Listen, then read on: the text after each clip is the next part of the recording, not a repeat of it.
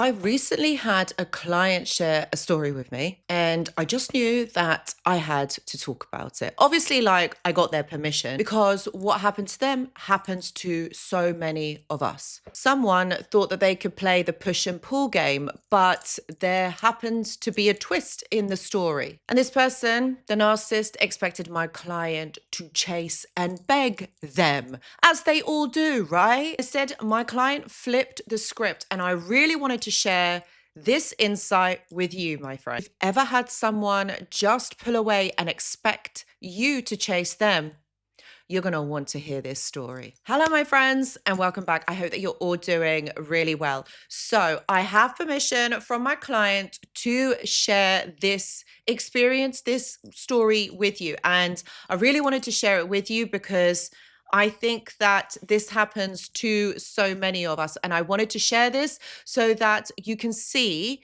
that they basically do the same thing over and over again. But this is about you taking control, right? This is you taking your power back. So, my friends, let's get into the video. So, my client, let's call her Sarah. Okay, she came to me very frustrated. She'd been seeing this guy, aka the narcissist, for a couple of months. No, it was a few months. Everything started off amazing. There were the constant messaging, the lots of attention, going out on dates, late night conversations, future plans. It was all very real. But then the shift came.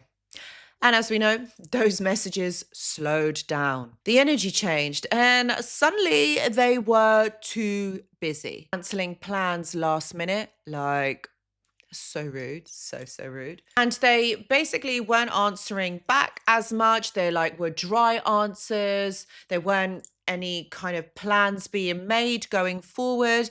So what happens, like with all of us, Sarah's anxiety crept in. But here's the thing. She hadn't done anything wrong. It wasn't about her. This was about control. When she came to me, she was ready to break that cycle. And I'm so glad that she. So Sarah had been there quite a lot in past relationships, kind of overgiving, over explaining, trying to fix. But this time we made a plan. And we thought that if we make this plan, we're going to break this cycle. Instead of reacting emotionally or chasing, she matched their energy. She pulled back.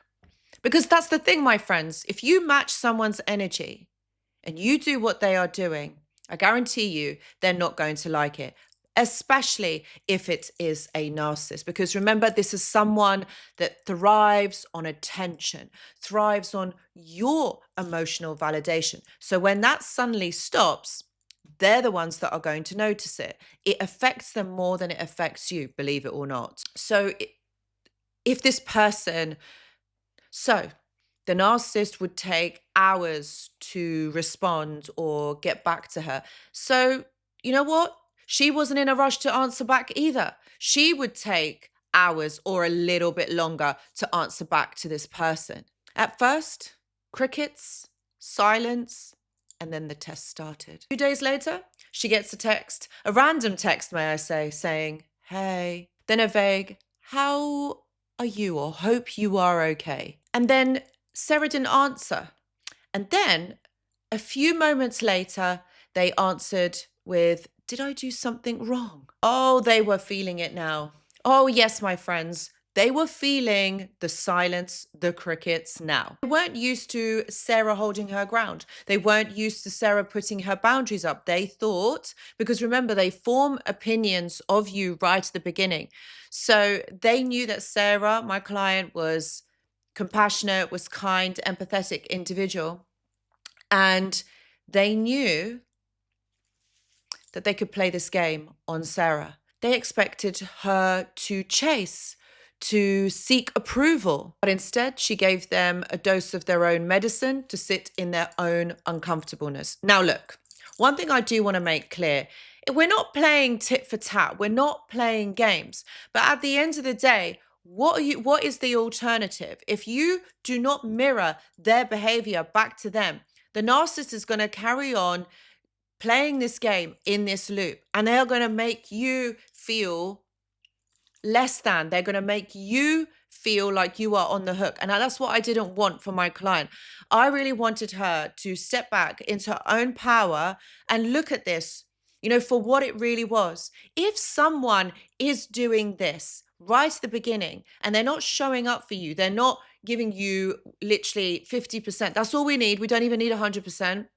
50% is 50-50, right? And they can't do that. And they start playing games right at the beginning. What is the point of this then? What is this point of this interaction? They're expecting you to chase. Like, why? Why can't you just be normal? Why can't you just be an individual that just communicates, right? But you see, what happens is when you give that person a dose of their own medicine, they don't like it because it causes uncomfortableness. They have to sit in their own discomfort. And a narcissist is not going to do that. And then first came the guilt tripping.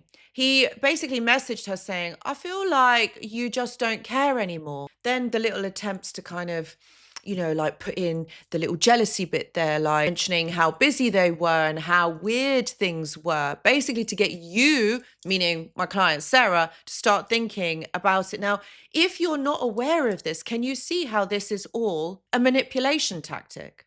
They're blaming you for them not being able to communicate. Here's the real test. What happened is that the narcissist then sent a really, really long message. You know those kind of essay texts that they send? They sent a really long message basically saying how he felt that things were getting cold and distant and that he wasn't happy about it and that he didn't want it. Trying to evoke some sort of emotional reaction from my client Sarah, because what he wanted to do was to make sure that she was still interested in him. But Sarah saw right through the manipulation tactic, and she did answer that text, and she basically said that she doesn't want to play games, like she's too tired to be playing games. What she does want to do is move on with her life. And I feel like that was the best way forward, because what is the point? Seriously, like, this person, everything was going great right at the beginning. And then just because they got comfortable, they then start to pull back and then don't answer text, being strange, waiting and waiting for their reply. I mean, what is the point? What you have to realize is people like that do actually know what they're doing. It's not that they're too busy. It's a matter of priorities at the end of the day. So this person wasn't too busy. It was just about priorities and knowing that they could keep her there whenever they wanted attention and validation from Sarah. But here's the thing about people who play this push and pull game. They expect you to break first. They have this expectation that you're going to run to them. You're going to do what they want you to do. And it basically gives them the upper hand. So they're in control of this whole scenario, of this whole situation. It's not fair, because what it does to you, okay, is it makes you feel anxious. It makes you feel that you're not good enough. So you're always trying to fix things because you're feeling the distance, you're feeling the coldness. But you see, what this person is doing is flipping the script and basically saying that it's you that is the issue, not them. They never take on the blame. There's no accountability. Sarah told me later that she felt that there was this shift in her. For the first time in her life, she wasn't reacting from fear or insecurity, that she felt stronger and she felt like she had more power and more control in this situation. She was standing in her own worth. She wasn't afraid of saying and expressing how she had felt. She didn't just win the game, she left the game entirely. Because real relationships, like I said before, they're not about power struggles. They're not about control. It's not about who does this first or tit for tat. It's just normal communication. But when we have been in these dynamics for a really long time, or when we have been used to having this experience in relationships all the time, we kind of get used to it and we kind of think that this is normal, but it really, really isn't. Now, my friends, I want to hear from you. Have you ever had anyone that has expected you to chase them, whether they're a narcissist or not? Because yes, people can be full-blown narcissists, but also people can have narcissistic tendencies, and narcissists love to play this push and pull game, or toxic individuals. What did you do in this scenario? Drop a comment in the comments section below, because I'd love to hear from you. You know I read them. Guys, you know I read the comments. So please do put your experiences and what you have found to be really helpful, because you never know who you're going to be helping in this community. And if you're on this journey of self-worth, why don't you consider checking out my mentorship program? Details are in the description box below. I also offer one-to-one consultations if you would like to discuss this further and found yourself in Sarah's situation. Again, all the details are in the description box below. Guys, please do press the like button if you have enjoyed this video. And if you haven't already, please consider subscribing to the channel. Remember that the strongest move that you can make is walking away from this. It's not about playing the game and about being the one that has won. It's not about power struggle. It's about walking away, saying, I don't want to have none. Stay empowered, stay strong, my friends, and I will see you in the next video. Goodbye.